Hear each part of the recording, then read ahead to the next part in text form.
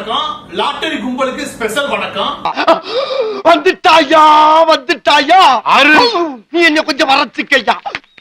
எத்தனை ஒரு பஞ்சாயத்தடா முடிச்சு வச்சு பாரு, நமக்காக அம்பட்டு போலும் பிள்ளை குட்டியோட வெயில்ல காத்து கிடக்குறாங்களே.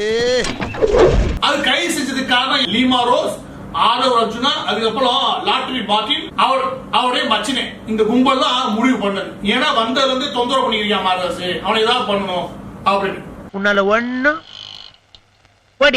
இப்ப இந்த வீடியோ பொறுத்த வரைக்கும் ஒரு மிக முக்கியமான ஆதாரத்தை சேர்த்து நாங்க வெளியிடுறோம். மறுபடியும் முதல்ல இருந்தா இந்த லாட்டரி மாஃபியா இருக்கு, எது இந்த மார்ட்டின் ஆதவ் கும்பல் இருக்கியா, இவர் ஒரு முறை ஆதவ் இப்படியே சொல்லுவாரு, வலிக்காம திருடுங்க, கொள்ளையடிக்க கூடாது. அதாவது ஊழல் பண்ணலாங்க, மக்களை சாவடிச்சு ஊழல் பண்ணக்கூடாதுங்க எங்களுடைய கோரிக்கை. மானம் கெட்ட போல நீ காந்தி இந்தி எல்லாம் பேசலாம், ஆனா செய்யறது கொள்ளையடிக்கிறதா மக்களை. ஏழு தலைமுறையா எங்க குல தொழிலே அதுதான். தமிழ்நாடு பொறுத்த வரைக்கும் லாட்டரி தடை செய்யப்பட்டிருக்கு. அங்கதான்டா இருக்கு இந்த ஸ்டைல் பாண்டியோட ட்விஸ்ட். தடை செய்யப்பட்டது. நாகாலாந்து லாட்டரி இங்க வித்தா, அது வாட்ஸ்அப்ல வித்துட்டா பிரச்சனை கிடையாது பாருங்க. அப்படி ஏறக்குறைய ஈரோடு, சேலம், நாமக்கல் இப்படி எல்லா பகுதிகளிலுமே வாட்ஸ்அப் குரூப் உருவாக்கி அதுக்குள்ள உள்ள கொண்டு வராங்க. லாட்டரி சீட்டால பல குடும்பங்கள் தெருவுக்கு வருதுன்னு சொல்றாங்களே, அது இதுதானா? ஒரு நாளைக்கு இந்த வாட்ஸ்அப் குரூப்ல இத ஒரு லாட்டரி ஒரு ஷோக்கு மட்டும் 3 லட்சம் 4 லட்சம் லாபம் பாக்குறாங்கன்னா 3 ஷோக்கு என்ன பண்ணுவாங்க? அதே 3 விதமா பண்ணானே எவ்வளவு பண்ணுவாங்க? அதுல 25 லட்சம் ரூபாய். அடேங்கப்பா, இவ்வளவா? இதன் வழியாக ஒரு நாளைக்கு குறைஞ்சபட்சம் 50 80 லட்சம் ரூபாய் வசூல் பண்ண முடியும் மக்கள்ன்றது. பலிக்காம, எப்படி ஆதரவு சொல்றாங்க, பலிக்காம கொள்ளையடிக்கணும். அதாவது ஊழல் பண்ணலாங்க, மக்களை சாவடிச்சு ஊழல் பண்ணக்கூடாதுங்க எங்களுடைய கோரிக்கை. இந்த பொழப்புக்கு 4 பேர் பொழைக்கிற மாதிரி கிகோலோ பையா அப்படின்னு சொல்லி உங்களுக்கு வாய்ஸ் ஓவர் கேட்கலையா சார்? இது தமிழ்நாட்டு மட்டும் பிரச்சனை கிடையாது, இது கேரளாலையும் பிரச்சனை இருந்துச்சு, ஆந்திராலையும் பிரச்சனை இருந்துச்சு. மிக முக்கியமாக இந்த நாகாலாந்து லாட்டரிகள் அதிகமா சேராது அசாம், அப்புறம் வெஸ்ட் பெங்கால், இந்த எல்லா இடங்களிலும் மார்ட்டின் மீது மிகப்பெரிய குற்றச்சாட்டுகள் உண்டு. ஐயோ, நீங்க ரொம்ப டேஞ்சர் போல்த. அந்த நாகாலாந்து லாட்டரி சத்தமே இல்லாம வித்துட்டு இருக்காங்க. வேற யாரும் கிடையாது, இந்த தாவேக்கா வேட்பாளர் இருக்கால, அது ஸ்ரீவைகுண்டம் எம்எல்ஏ சரவணன். வெக்கமா இல்ல அமலாக்கத்துல உள்ள வந்து சரவணனை தூக்குச்சுன்னு வச்சுக்கிறேன், இந்த ஒட்டுமொத்த மாஃபியா கும்பலும் தூக்கும். யாரு? லீமா ரோஸ், மார்ட்டின், அதுக்கப்புறம் ஆதவ், இந்த எல்லா கும்பலையும் தூக்குவாங்க. 22 வருஷமா தலையும் தாடி வெள்ளையாகிற வரைக்கும் நீ உள்ளதா இருக்கணும். எனவே பெண் பாதிக்கப்பட்ட விஷயம் வெளியே வந்துமே கூட இந்த எஃப்ஐஆர் ஃபைல் ஆகல. அதுக்கு ஒரே காரணம் எதுவா இருக்க முடியும்னா ஆதவ் கும்பல் தான். நாங்கெல்லாம் பெரிய இடம், நீங்க டச் பண்ண முடியாது. பெரிய இடமா?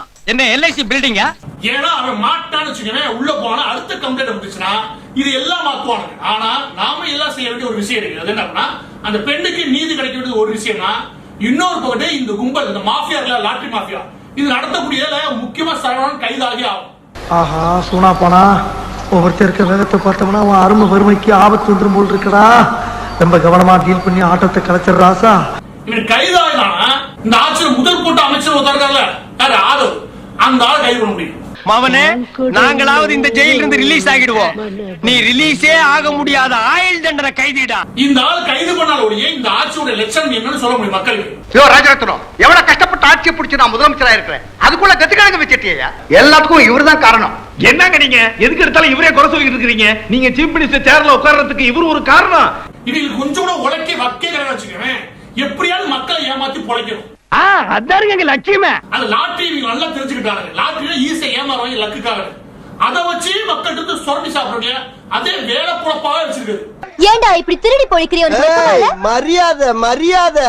உனக்கு என்னோட மரியாதை?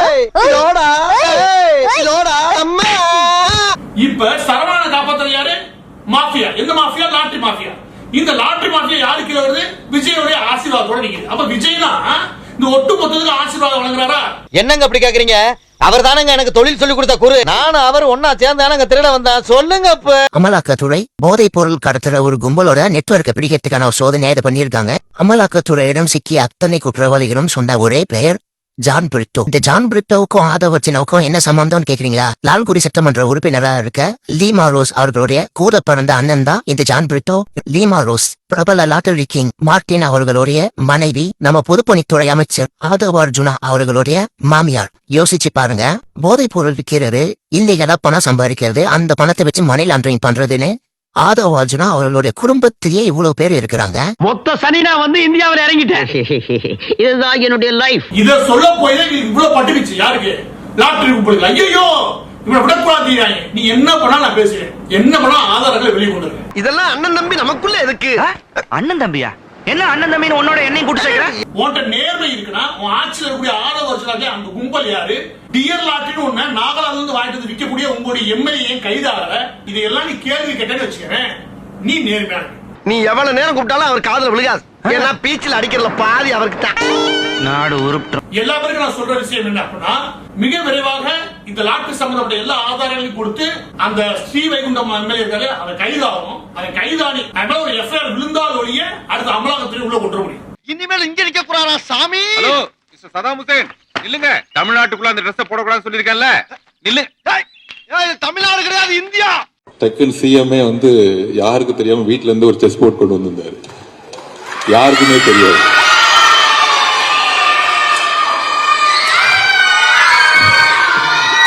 So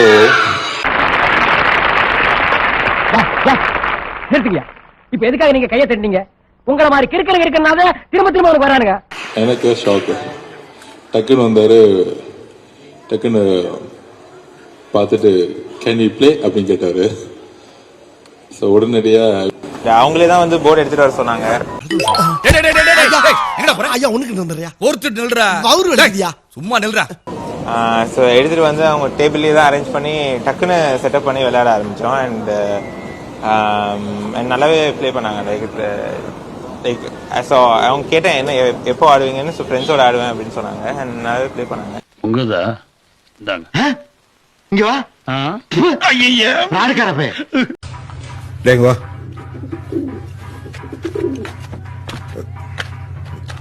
நீலவா டேய் கபிலவா. ஏய் வாடா. இப்பெல்லாம் நம்ம மக்களுக்கு உதவி செய்யறேன்னு இறங்கினாலே பக்கு பக்குன்னு இருக்கு. ஏன்னா காரணம் இல்லாம யாருமே உதவி பண்ண மாட்டாங்க. குறிப்பா சொல்ல போனா முதல் போட்டு தொழில் பண்றடா. ஆலந்தூரில் கணவனை இழந்த பெண்ணுக்கு பாலியல் தொல்லை கொடுத்த தாவேகா நிர்வாகி மீது வழக்கு பதியப்பட்டுள்ளது. போலீஸ் டிபார்ட்மெண்ட்ட கையில வச்சுக்கிட்டு என்ன சார் பண்ணீங்க? பொம்மைகள் மாதிரி வச்சு விளையாடிட்டு இருந்தீங்களா? ஒரு மனசாட்சின்றது வேணாம். இந்த கண்ணாடி பார்த்து நீயே காரி துப்பிக்கோ. பெண்களுக்கு எதிராக இதெல்லாம் ஏன் நடக்குது, எதுக்கு நடக்குதுன்றது மத்தவங்க மாதிரி ரீல்ஸ்லயும் இன்ஸ்டாலையும் தேடிட்டு இருக்க முடியாது. ரியாலிட்டிய புரிஞ்சுக்கணும். தம்பி போங்க தம்பி, வேலை 60 வயது வரை உள்ள அனைத்து குடும்ப தலைவிகளுக்கும் மாதம் 2500 ரூபாய். அதெல்லாம் இல்லைங்க. பெண்கள், குழந்தைகள் மற்றும் முதியோருக்கென தனி இலாக்கா உருவாக்கப்படும். இல்லைங்க, இல்ல. அன்னபூரணி சூப்பர் 6 திட்டம் வருடத்திற்கு 6 கேஸ் சிலிண்டர்கள் கட்டணமின்றி வழங்கப்படும். இல்லைங்க, இல்ல. அண்ணன் சீர் திட்டம் இல்லைங்க. பாதுகாவலருக்கும் ஆண்டுதோறும் 15000 ரூபாய் பொருளாதார உதவி. இல்லைங்க, இல்ல. அரசு போக்குவரத்தின் அனைத்து பேருந்துகளிலும் பெண்கள் பயணிக்கும் வகையில் உத்தரவிடப்படும். இல்லைங்க, இல்லையா? என்னையா நீ என்ன கேட்டாலும் தர, என்ன எது கேட்டாலும் இல்லைங்கிற. சரி இப்ப உன்கிட்ட என்ன இருக்கு? டிவிக்கே ஒரு தூய சக்தி. அம்மா இப்படி என்ன கிளம்ப வேண்டியதானே? அதான் துப்பிட்டில போக வேண்டியதானே? சரி நான் போறேன்டா. இருந்தா துப்பிக்கிட்டே இருப்பேன். நான் சொன்ன உங்க ஏரியாவா?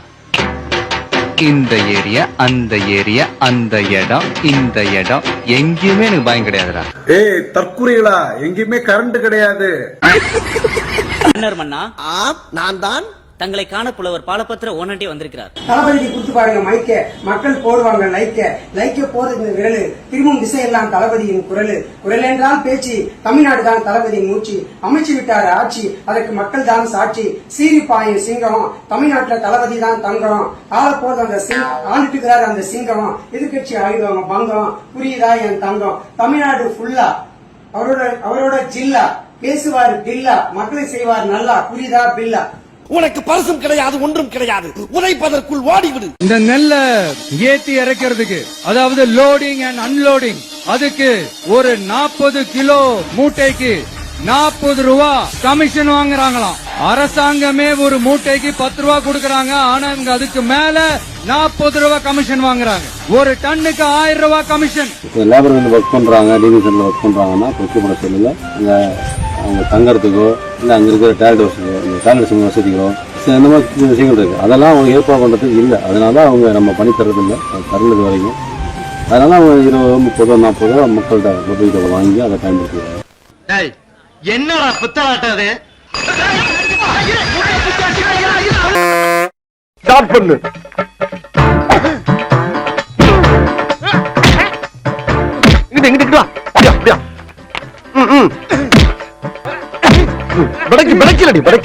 மண்டையில மட்டும் அடிச்சிடாத குலக்கத்தில் உள்ள போயிருவேன். சரியா?